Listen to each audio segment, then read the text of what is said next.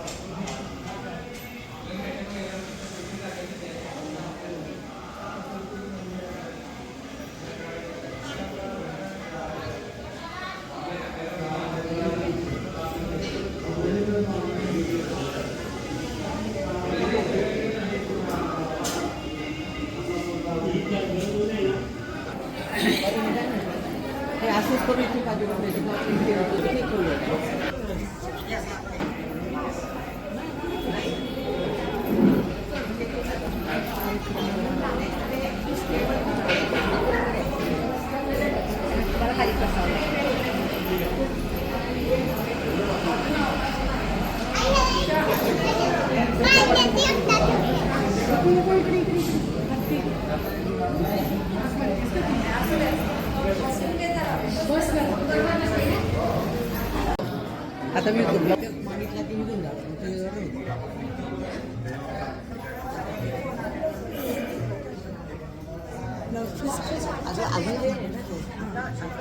आहे कोणची आपल्याकडे.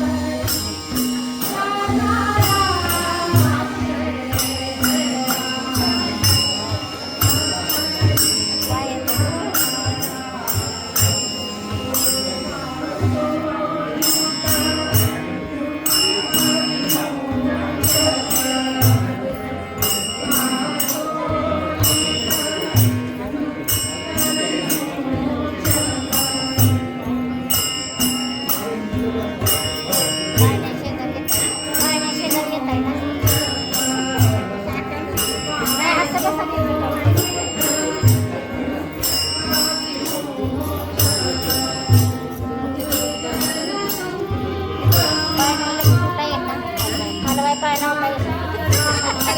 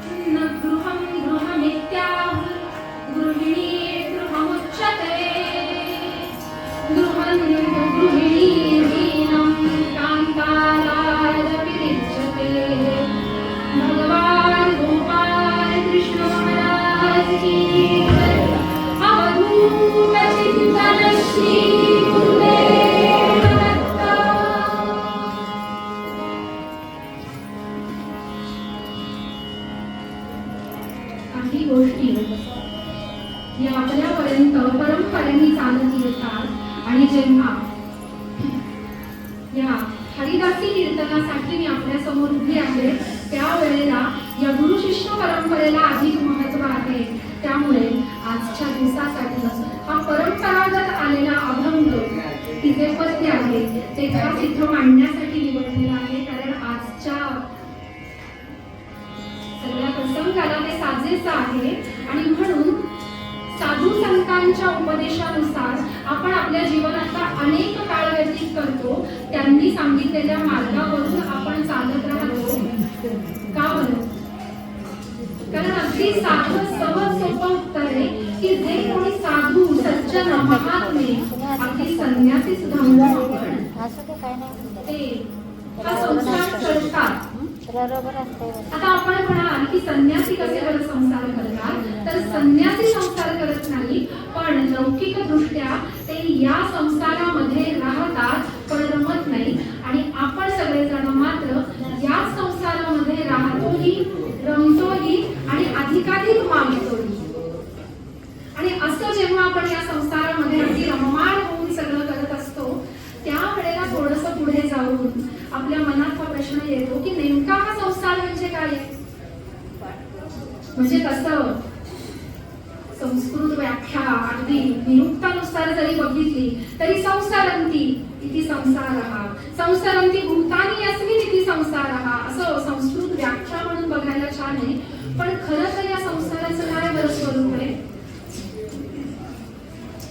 अगदी सम उपसर्ग पूर्वक सार हरिदासी कीर्तन आहे. त्यामुळे संस्कृत प्रचूर मराठी हे सगळ्यांच्यामध्ये अभिभूत असतं आणि म्हणून सम उपसर्ग पूर्वक सार म्हणजे आपल्याला नेमकं असं वाटत राहतं की ज्याच्यात सार आहे, ज्याच्यात सार आहे आणि सारच ज्याच्यात आहे, ज्याच्यात सार आहे आणि सारच ज्याच्यात आहे. तर शेवटी आपल्या लक्षात येतं की आपल्याला वाटतं ना ते या संसाराचं स्वरूप नाही बरं. मग संसाराचं स्वरूप काय? संत कृपावंत म्हणतात ना अगदी सहज साधं सांगितलेलं आहे की जे जसं जिथे काल होतं ते तसं तिथे आज नाही. हेच संसाराचं स्वरूप आहे. परिवर्तन हेच खरं तर या संसाराचं स्वरूप आहे. आणि म्हणून उपसर्ग संपूर्ण या अर्थाने लावलेला आहे. पण हा संसार आहे आणि अडचणी नाही, संसार आहे आणि दुःख नाहीये, संसार आहे आणि विवंचना नाहीये, संसार आहे आणि सर्व सुख आहे असं कधीच होत नाही. आणि म्हणून अभंगामध्ये काय सांगितलंय? संसाराचं सारस्वरूप ओळखायला सांगितलेलं आहे. असा हा जो परिवर्तनीय भासमान संसार आहे, नेमका हा संसार करताना आपली अवस्था कशी आहे सगळ्यांनाच रूपक माहिती आहे. पण या निमित्ताने त्याचं पुन्हा स्मरण होतं. यासाठी याचा एक आठव करायचा आहे. आपली गती ही नेमकी त्या हरणासारखी होते की हरिण जे मृगजळाच्या पाठीमागे लागलेलं असताना कृषेनी ते हरिण मृगजळाच्या पाठीमागे धावत असतं. पण मृगजळ मात्र पुढे पुढे पुढे पुढे पुढे जातं आणि ते मृगजळ कधीच त्या हरणाच्या हाती लागत नाही. तद्वत आपणही सुखाशेच्या मागे धावत धावत धावत धावत राहतो पण ही सुख प्राप्ती आपल्याला कधीच होत नाही. सर्व कामना पूर्ण करणारा, कामना असं करायचं नाही, सर्व कामना पूर्ण करणारा असं सर्व सुख भगवंत आहे. नेमका त्याचा विसर पडतो आणि आपण या सुखाशेच्या मागे लागतो. हरणाकडे आपल्यात एक साम्य आहे, ते त्याच्या मागे असतं, त्याला मिळत नाही तरी ते थांबत नाही. आपणही सुखाच्या मागे असतो, आपल्यालाही मिळत नाही आणि आपणही थांबत नाही. आणि असा हा भासमान संसार जेव्हा आपण करत राहतो त्यावेळेला लक्षात कसं घ्यावं? इथे बरीच ज्येष्ठ मंडळी दिसत आहेत. जुना हरिदासी दृष्टांत आहे पण एका कुटुंबामध्ये अगदी गंभीर वातावरण आहे. कारण अगदी शेवटच्या घटका मोजाव्यात अशी ह्या गृहस्थांची, त्या घरातल्या आजोबांची म्हणून आपण अवस्था आहे. सगळं कुटुंब, त्यांचा परिवार सगळा त्यांच्या भोवती जमलेला आहे आणि अगदी क्षीण आवाजामध्ये त्यांच्या ओठांची हालचाल होते आणि ऐकू येतं अहो त्या मुलांना काय आनंद होतो. आपल्या बाबा आपण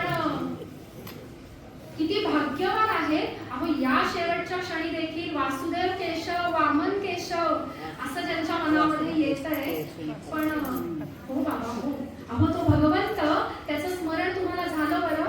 आता काही काळजी करू नका, निश्चिंत राहा. मुलं सांगतायत बरं, पण तरी त्यांना चैन नाहीये. सगळं अवसान गोळा केलेलं आहे आणि कोपऱ्यात बोट दाखवून वा के जेव्हा ते मुलं बघताय, अहो वासरू केरसुणी खातो. अहो वासरू केरसुणी खाते. शेवटच्या धक्का मोजताना सुद्धा त्या केरसुणीमध्ये ज्यांचा जीव अडकलेला आहे त्यांना वामन केशव कसा आठवावं, वासुदेव केशव कसा आठवावं, हाच नेमका संसार आहे. आणि म्हणून पद्य करते आपल्याला या संसारामध्ये काय सार स्वरूप आहे हे सांगण्याच्या आधी सांगतात. हा संसार की विस्तार आहे, कधी न मातीला मिळणार. आणि म्हणून अनेक जणांनी आपापल्या मतानुसार या संसाराचं वर्णन केलेलं आहे. समर्थ म्हणतात, संसार म्हणजे महापूर, माझी जलचरे अपार, डंकुला नदी विखार, काळ सर्प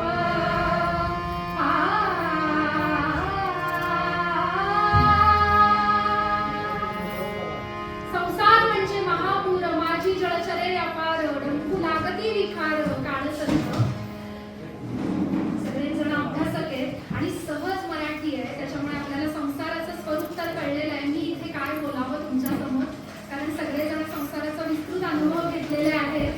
पण तरी देखील समर्थ एका जागी म्हणतात, संसार करावा नेटका, संसार मुळीच नासका, जाणून करावा नेटका, नेटका करता पिका होत जातो.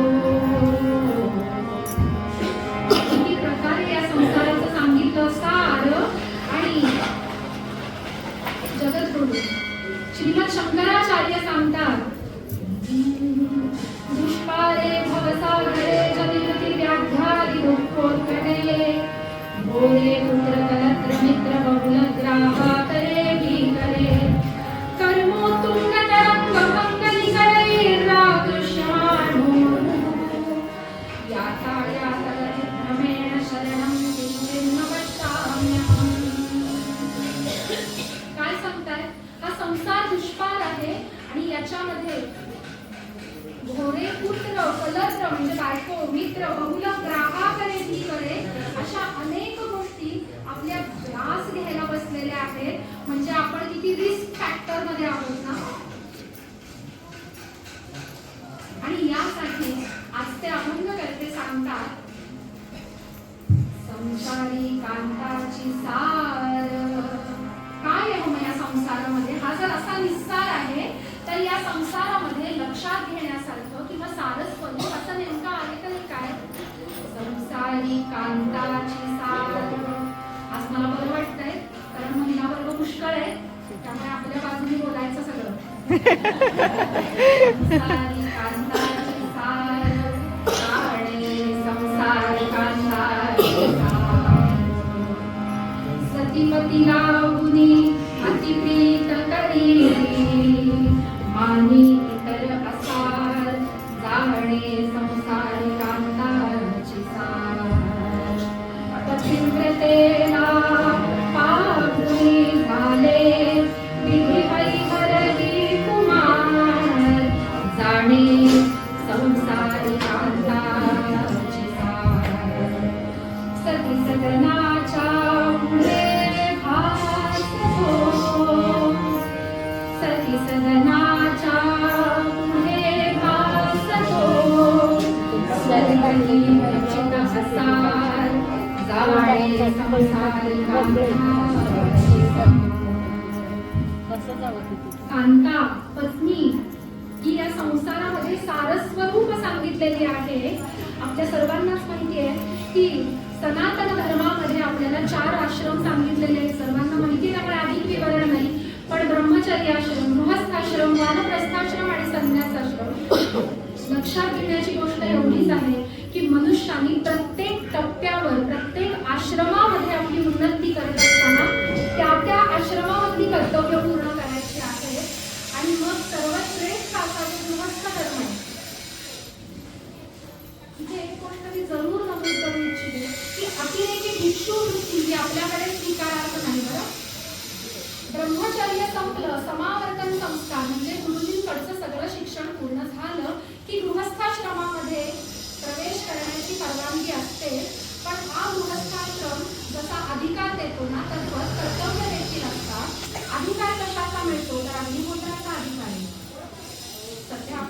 अग्नीकडे बघतोय, विक्रमादित्य, ज्यांच्या घरी अग्निहोत्र आहे, अशा अग्निहोत्राचा अधिकार हा फक्त आणि फक्त गृहस्थाला मिळतो. 3 कुंडांमध्ये 5 कुंडांमध्ये जो काही अग्नी आहे त्या अग्निहोत्राचा अधिकार आहे. पण त्याबरोबर संन्यासी किंवा जे माधुकरी मागून आपला निर्वाह करणारे छोटे छोटे ब्रह्मचर्याश्रमी आहेत, त्यांना भिक्षा वाढण्याचं कर्तव्य देखील या गृहस्थाचं आहे. आणि म्हणून समाजाला पोषक असा हा गृहस्थ धर्म सर्वात श्रेष्ठ आहे. मग गृहस्थ हा गृहिणीशिवाय कसा होईल बरं? आणि म्हणून संसारिकांताची सार जाणे, संसारिकांताची सार जाणून त्यानुसार आचरण त्याच्यामध्ये अनुस्यूत आहे बरं. या गृहस्थ धर्मामध्ये जर त्याचं श्रेष्ठत्व हे कशाला आणि अधीर बहुत झाले पंख येतील हारा सावधान.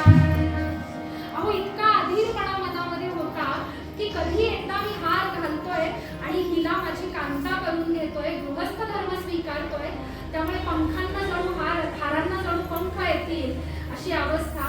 पण हा गृहस्थ धर्म स्वीकारल्यानंतर तुम्ही एवढी महती सांगताय, पण हा कसा आहे बरं? रोषन्तस्य शवसवारि सदनं पंकावृतं चारणम्. अहो काय सांगू, असाच संसार सुरू झाला आणि ही सगळी प्रजा निर्माण झाली. सकाळचं सर्व आम्ही उरकलं आणि त्या सुप्रसन्न असलेल्या भगवंताची आता पूजा करायची. म्हणून श्री गणेशाय नमः असं म्हणता इकडे पाळण्यामध्ये सनई सुरू झाली. पाळण्यामधलं छोटं बाळ रडायला लागलं. आता कुठलं पूजेमध्ये लक्ष लागतं आणि म्हणून अगदी डोकं त्या आवाजाने उठून गेलं. सगळीकडे नुसतं गडबड गोंधळ निर्माण झालेला आहे. आता इकडे आवर्तन करावी का हे आवर्तन थांबवावं असा मनामध्ये विचार आला आणि असं वाटलं की या बाळाला आधी शांत करू. म्हणून ते बाहेर आले आणि तोपर्यंत रोषन्तस्य शवसवारि सदनं, सगळीकडे पाणी पाणी पाणी पाणी झालेलं. सगळं घर त्या पाण्याने भरून गेलेलं. कारण का बरं? आजी अंगणामधनं पाणी भरून आणतीये आणि लहान मुलांना पाण्याचा खेळ तो काय आवडीचा. सगळ्या घरभर ते हंडे उपडे करून त्या पाण्यामध्ये ते खेळतायत. रोषन्तस्य शवसवारि सदनं पंकावृतं चारणम्. आता कसलं सुप्रजा रामपूर्वा संध्या प्रवर्तते, कशी काही पूजा झालेली आहे आणि आता थोड्या वेळ निजावं, काहीतरी आपल्याला काही काम नाहीये, बाकी सगळं आपल्या घरातली गृहिणी बघून घेणार आहे. त्यामुळे झोपायला गेलो खरा, पण कुठे झोप लागते का बरं?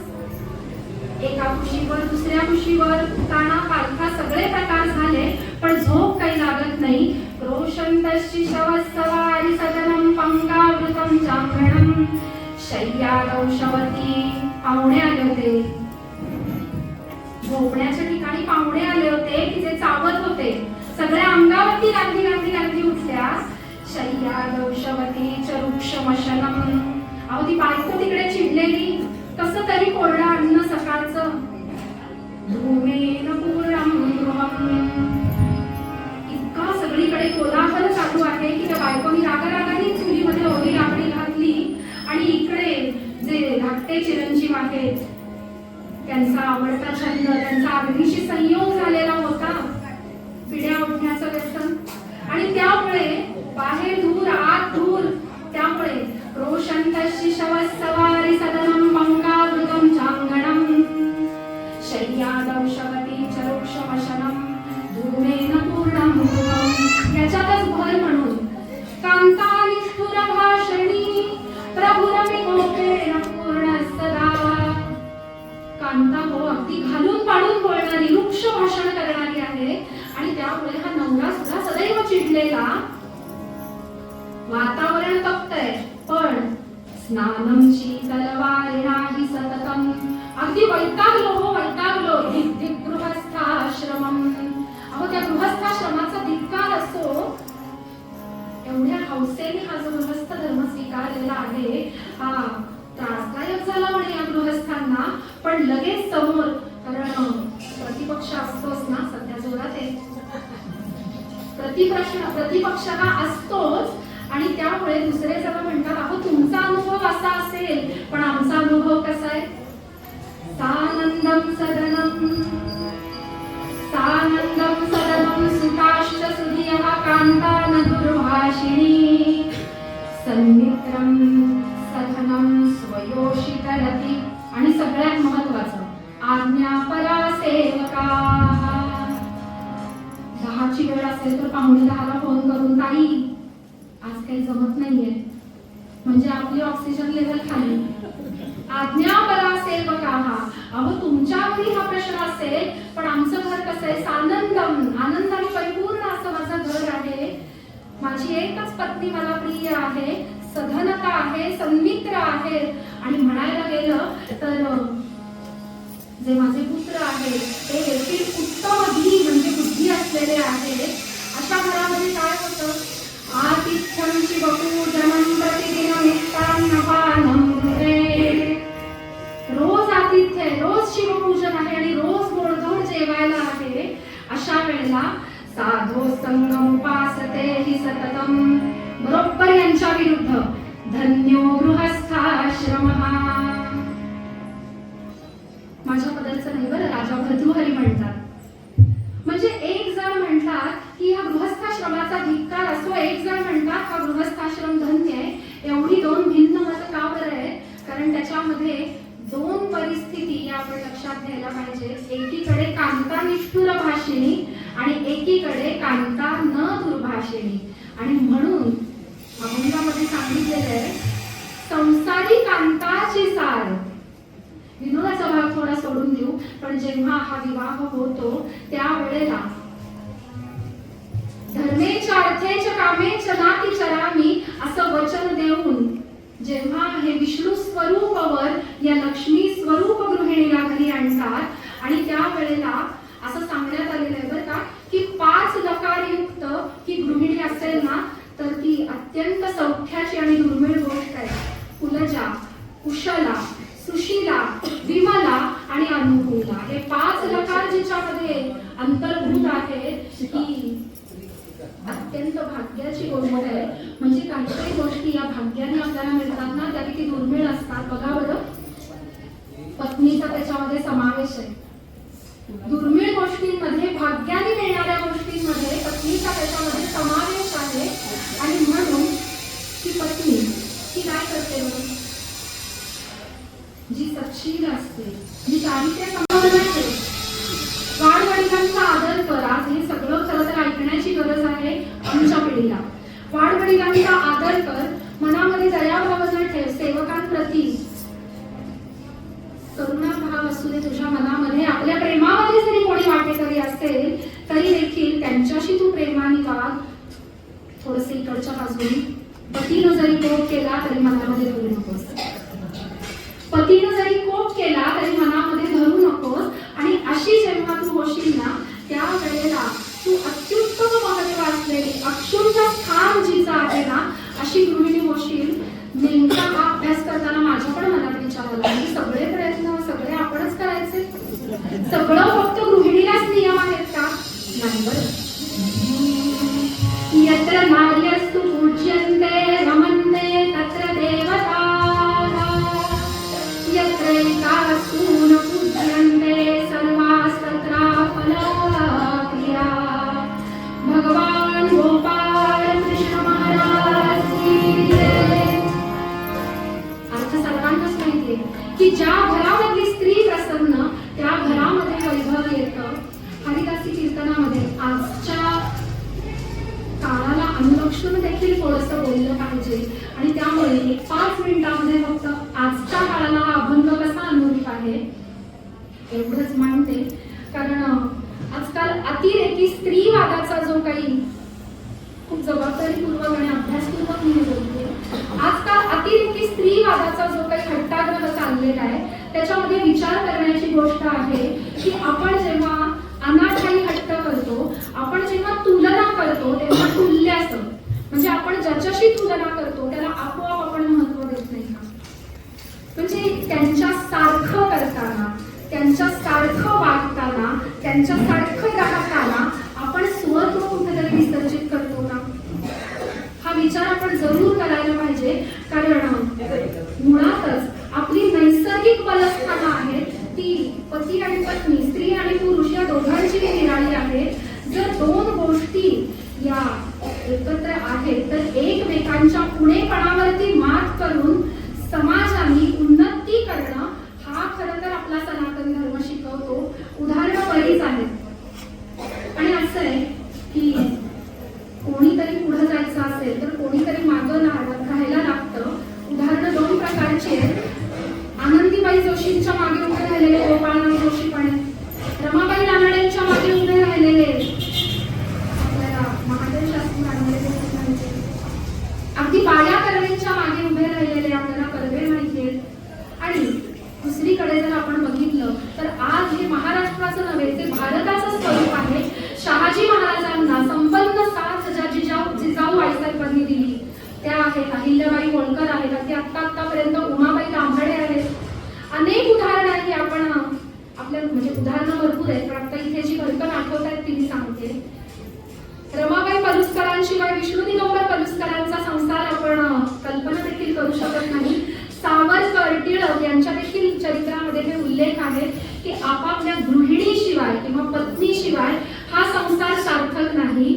बोध फक्त एवढाच घ्यायचा आहे की पती जरी पुढे गेला आणि एखादी पत्नी मागे राहिली किंवा पत्नी पुढे गेली आणि एखादा पती मागे राहिला तर कुणाचंच कर्तृत्व उणावत नाही.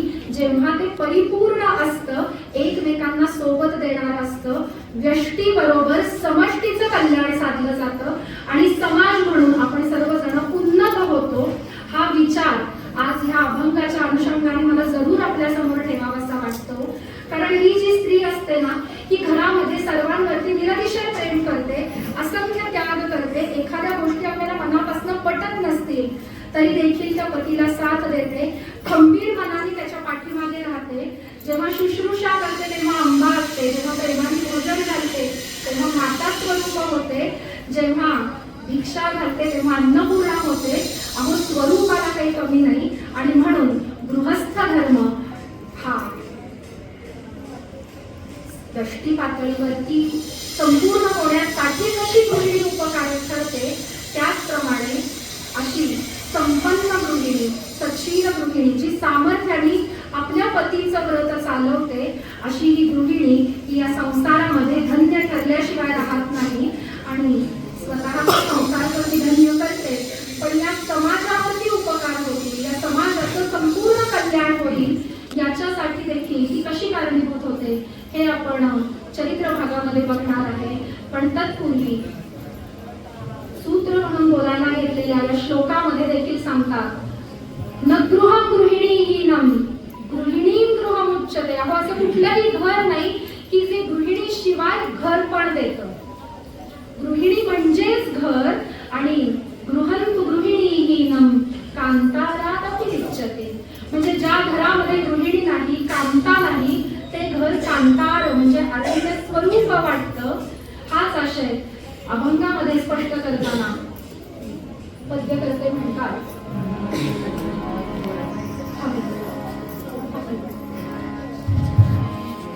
संसारी कांताची सार झाले, संसारी कांताची सार, संसारी कांताची सार झाले, संसारी सखीपती लागून अति प्रीत करी, सखीपती लागून अति प्रीत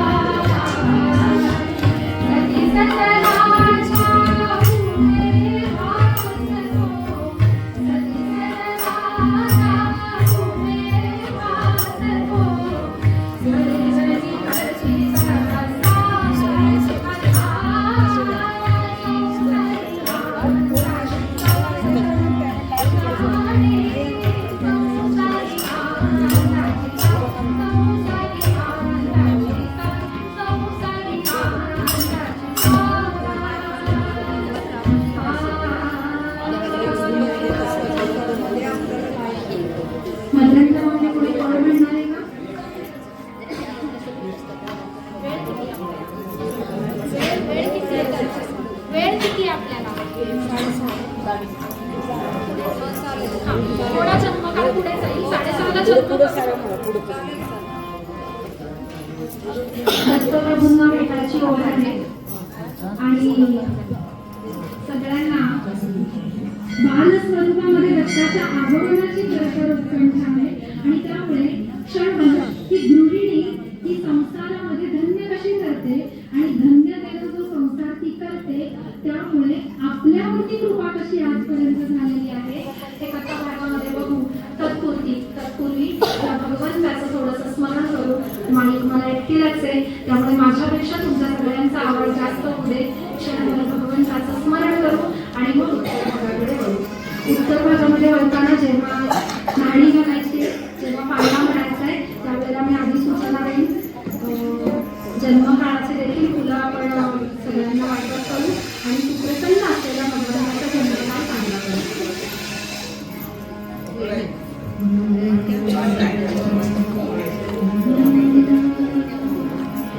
गुरु महाराज गुरु जय जय परब्रह्म सद्गुरु जय जय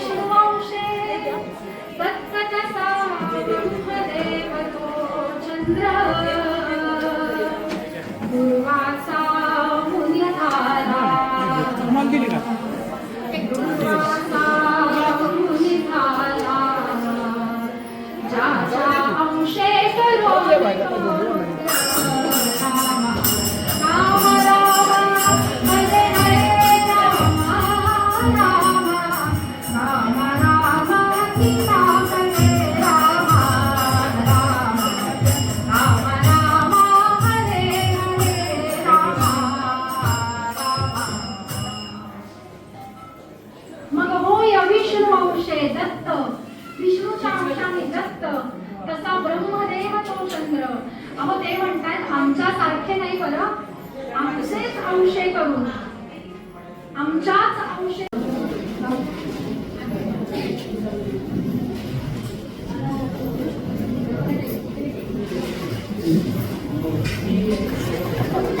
आणि आता दत्तप्रभूंचं आगमन होणार आहे. सगळ्यांनी पंचांग सांगणार मी सुरुवातीला, कारण मी इथे नारदांच्या भूमीत येते.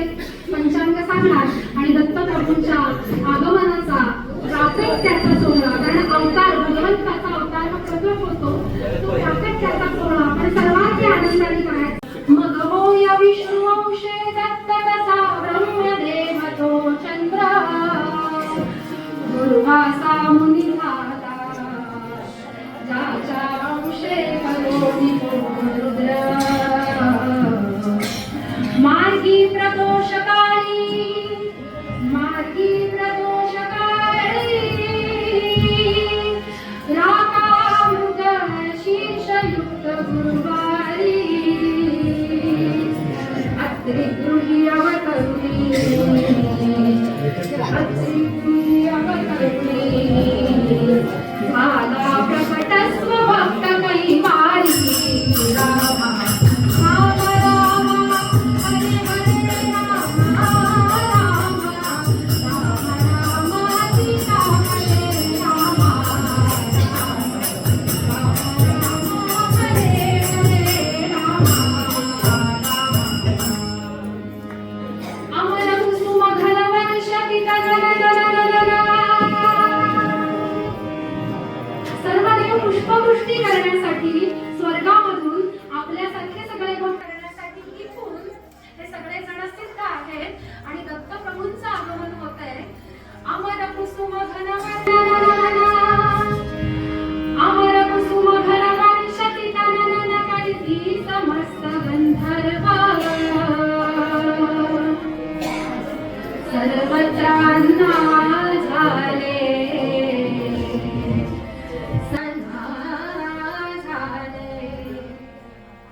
आनंदाचेच ते महा. राम राम राम हरे हरे राम राम राम हरे हरे राम राम सीता हरे राम राम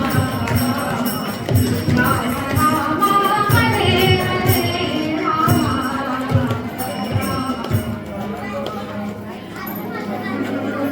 दिगंबरा दिगंबरा वल्लभ दिगंबरा, दिगंबरा दिगंबरा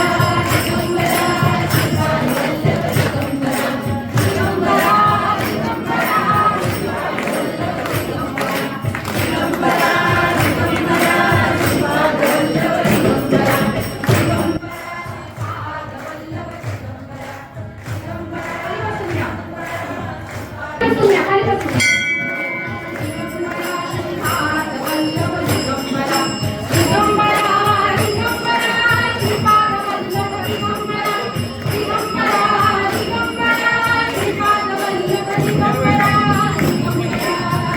दिगंबरा वल्लभ दिगंबरा,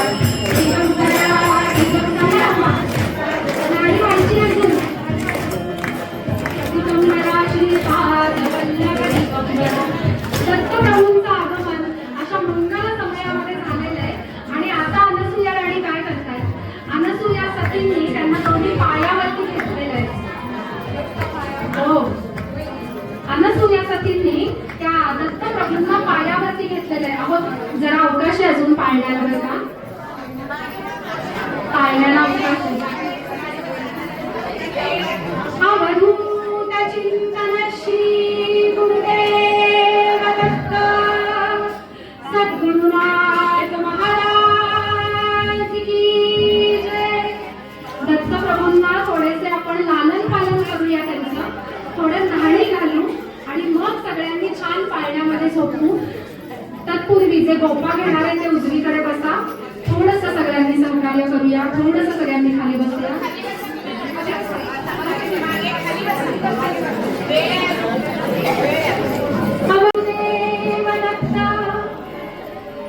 अनसूया देवी त्या भगवंताला न्हाणी घालतायत. अहो काय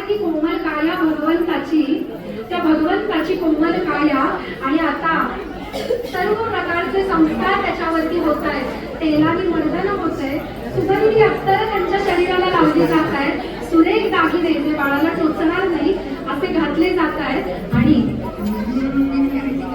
नाडी नाडी दत्तराया कौतुक